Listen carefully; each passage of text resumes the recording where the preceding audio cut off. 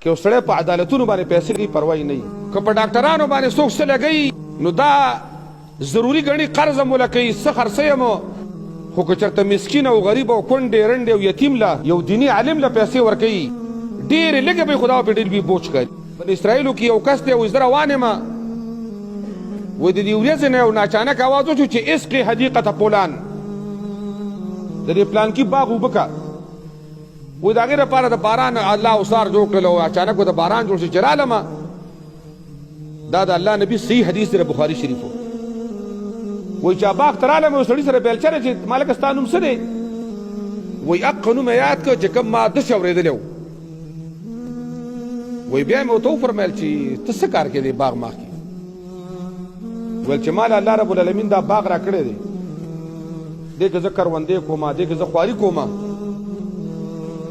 خو یو فیصله مې ځان سره کړې ده چې د دې باغ آمدني زه 3 حصې کومه، 3 یوه حصه دې خالص الله له ورکوم، یوه مې ته الله ته ایستې ده، یوه حصه وي واپس په دې باغ باندې بیا لګومه، آینده فصل کومه، کروندې کومه، خرچې پې کومه، او یوه حصه ته وي زه خپلو بچو له وړم. نو هغه کس وایي غیبي د هغې دپاره د اوبو انتظام به الله کوو چې دا باغ اوبه کوي. صدقو سره الله رب العالمین برکات سیوا کوي. دې وجې نه زمونږ بدقسمتي دا ده که یو سړی په عدالتونو باندې پیسې لګوي پروا یې نه وي. که 2 لکه یې ولګولې په تاریخ وکیل باندې، که 15 لکه یې ولګولې، که په ډاکټرانو باندې څوک څه لګوي نو دا ضروري ګڼي قرض مو لکوي څه خرڅوي مو، خو یاره یو بیماري دې راته پیسې لګوي په لکونو باندې پروا یې نه وي. خو که چېرته مسکین او غریب او کونډې رنډې او یتیم له یو دیني عالم له پیسې ورکوي ډېرې لږې به یې خو دا پرې ډېر لوی بوج ښکاري.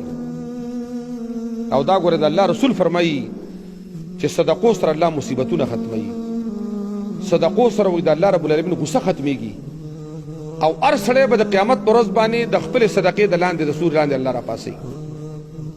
نو دا د الله د رضا دپاره د زکات اهتمام کوي، ځکه دا فرض حکم دی. د الله نبي فرمایي بني الاسلام علی 5، اسلام د 5 څیزونو نه جوړ دی.